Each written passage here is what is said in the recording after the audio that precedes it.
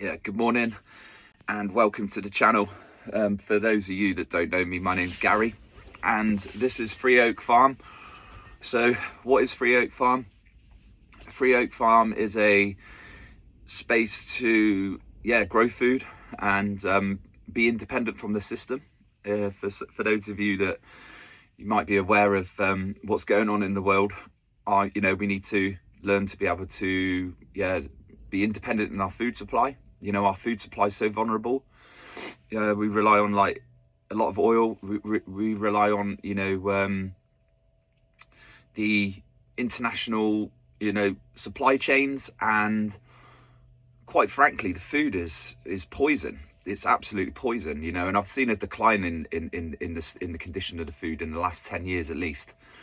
I don't know if you guys have been keeping up on it, but there's a lot of seed oils and emulsifiers and preservatives and just chemicals really that are put into our sort of convenience foods. I'd say I wouldn't say I eat a lot of convenience foods, if any. Really, I try and value my health and look after myself. And but yeah, this push to have food independence is super important. And I feel since COVID really, quite a lot of vulnerability around the food. And so yeah, buying land, learning to grow food has been on my agenda for since COVID really. So we're getting on for about 6 years now. So that's sort of like primary number one. And secondary is educate children and get connected back to nature. I believe humans, we suffer a lot in our lives because we are disconnected from not only from our food supply but from nature itself. The cycles and the seasons and the flows of energy that that are sort of naturally built into the systems that surround us in the natural environment, right? So yeah, it's about getting connected back to that and learning these vital skills of self-sustainability, growing food, etc. And a big part of that is educating the children. I really believe what we're going through at the moment, the children are suffering. The children are in these schools, and they're getting taught God knows what in these schools, and I don't think it's a natural environment for them. Someone could say that when I was at school I probably had ADHD. I had a lot of energy. I was always quite distracted. I was a bit of a troublemaker. I used to play up and have a laugh, and never really used to take things seriously because I wasn't, that environment wasn't natural to me. I didn't like being stuck inside under artificial lights in a box with someone teaching me something that I do not want to do, that I've got no interest in. And I really struggled in school. And I think about land, and I think about the systems that we need to build and maintain for our food supply. I think that'd just be such an adventure for youngsters. So big part of Free Oak Farm is providing that space for the next generation to come and learn, and to come and play, and come and be creative, away from imposed ideologies and imposed restrictions. And quite frankly, you go to school, you get schooled, don't you? You don't get an education really. Like most of us, I'm not speaking for everyone, but I'm speaking for myself and a lot of people in the freedom movement.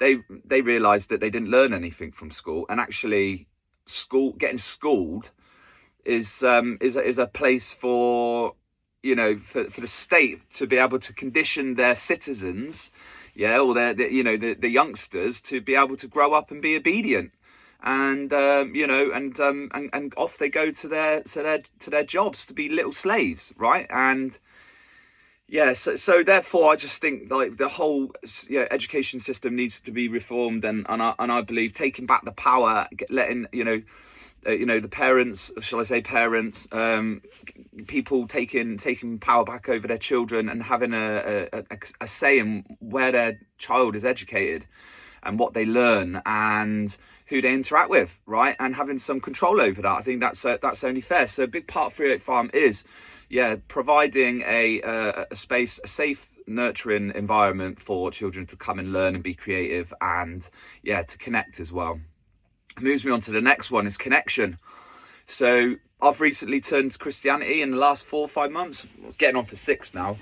And yeah, I've spent 15 years on the New Age circuit, going around trying to find Buddha, or I don't know, chanting Om in some temple in India with a dot on my forehead. And I suppose I was initially looking for healing. I've been in them circles, tried to meditate, and they were all wonderful, great practices. And I learned a lot along my New Age journey, and I won't knock it at all. But coming to Christianity is, for me, it's a high bar. It's a high bar to look at oneself, to repent from sins, to accept that Jesus is Lord and Savior, or so shall I say, Yeshua. I'm following the New Age covenant, so I want to, learn as much Hebrew as I can, understand, the message, what Christ's life was just, beautiful, really. And the more I learn about it, the more it softens my heart, the more I'm self-aware, and learning to surrender to God's will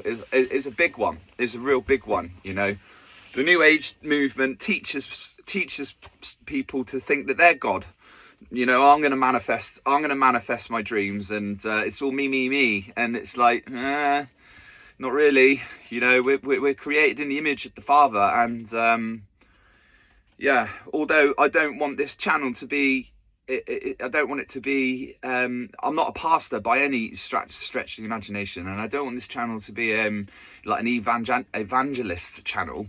However, I can't talk about the vision. I can't talk about what's really motivating me without talking about Jesus, because it is now such a fundamental part of my life. I wake up every morning, I read my Bible, I sit in meditation, and I reflect on the words that I've read.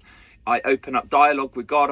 I pray, and it's sincere, and I'm creating a relationship with the Father. I talk about things that I'm scared about, things that I'm confused about. I share my wins. I speak about how grateful I am, and for the first time in my life, I feel like I've got someone. I feel like I've got someone there, and that relationship is growing, and my heart is opening more, and I'm just so filled up with joy. So yeah, I wanted to share that, and this opportunity with the land has, this dream to get land and grow food and be independent from the state and educate children and come together in community and be connected with the earth it's been non-stop in my thoughts for the last 6 years since COVID. Yeah. And I'll go into more depth about my experience with permaculture and regenerative farming and land-based projects. I've as the channel progresses, but I don't want it to go on. I don't want this channel to drag on. I'm going to keep it quite short. But yeah, so I've designed and built and maintained multiple regenerative projects across the UK. One of them being Love Farm in Oxford. That was a big one, and I'm going to do a full video on that. That's going to be a huge long video. It's got loads of beautiful twists and turns and excitement in that story, and I'm going to want to share that as well. Had a little brief time down Wild Minds there, Billy down at Wild Minds. Been up to Zen Jungle down in Devon, and Resource in Wales, and a few others, Crops Not Shops, and various other projects across the UK. But now today is the first proper day that I actually get access to the land that I've brought, that's in sort of my possession, or God has gifted me to Guardian.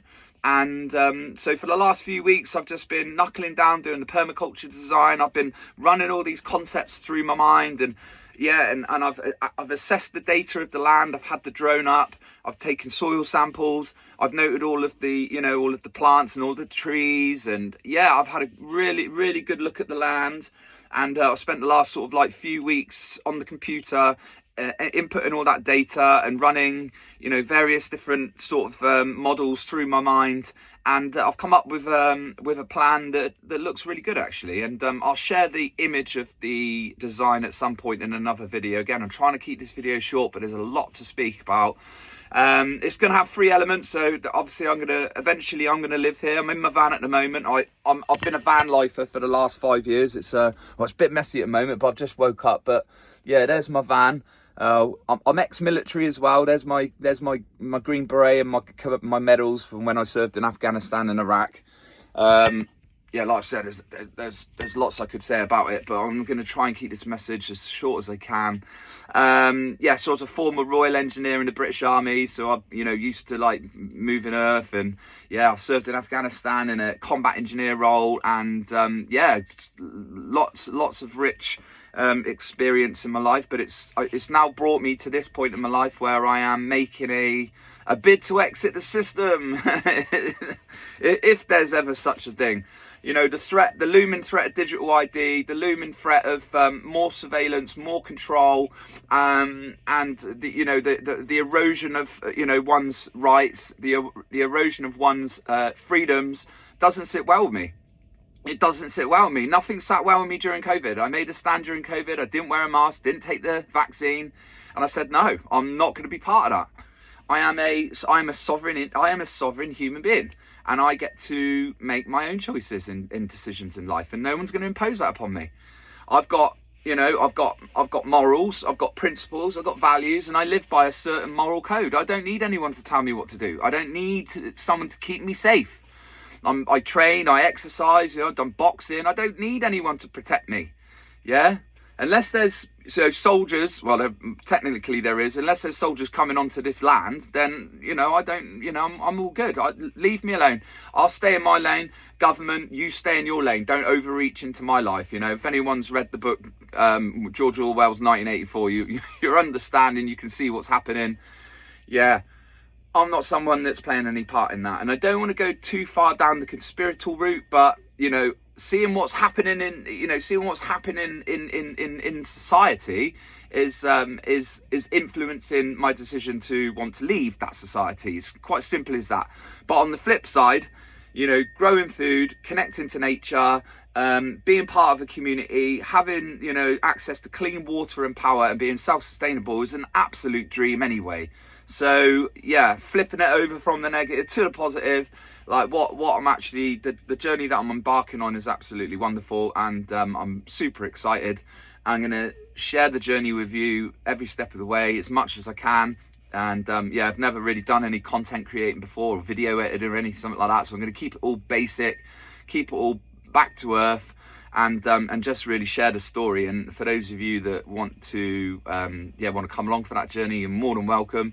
And yeah, eventually, at the moment, this is day one. So yeah, day one, I'm on the land today. Today is a big day because I've got the machines hired. I've got some aggregate on order in the next couple of days, and my job today is to dig out a hard stand-in so I can get my van off the road without bogging down into the grounds, and put a couple of tracks in ready for a shipping container. So yeah, I'll just give you a quick little look at the land, and then that'll be it. On to the next video. So here we are, just open the door, and that's it there. We've got 4 acres of land. It's on a northwest facing slope. It's not a massive slope, but yeah, we're getting some good amount of sun now. It's late April in 2026, and there's some good sun there. It's just about 9 o'clock. I woke up a bit late today. Yeah, I've been working nights in my other job, so I'm a bit tired. But yeah, so that's the field.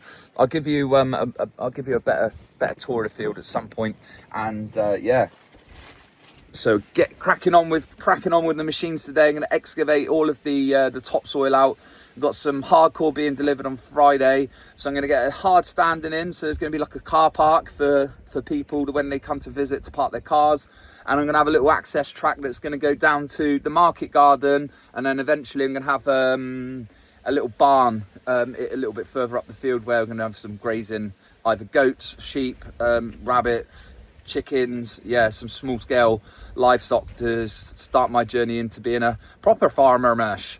So yeah, I'll leave it there, and yeah, nice to meet you all, and yeah, I hope you enjoyed the video. And like I say, I'll go into more depth about the vision. I'll go into more depth about my experience of how I've got here. I'll go into more in depth about the systems that I'm going to be implementing and building here, and yeah, take you on a little journey and teach you everything I know about permaculture, and hopefully inspire you guys to get out either in your garden or connect with other people in your area that might want to do something similar, or even just connect with other projects in your local region wherever you are, and just connect with small scale farmers, because I believe it's this is where we're going to win. This is where we are going to win our freedom. We're going to win our freedom when we've secured our food supply. We've built networks in our local area, and we're connected back to the earth. And and also, you know, connecting back to God, because without God, in my opinion, it's not really worth doing anyway. And we can all celebrate in the glory of that. So, amen. And go well. And I look forward to sharing more videos. Peace.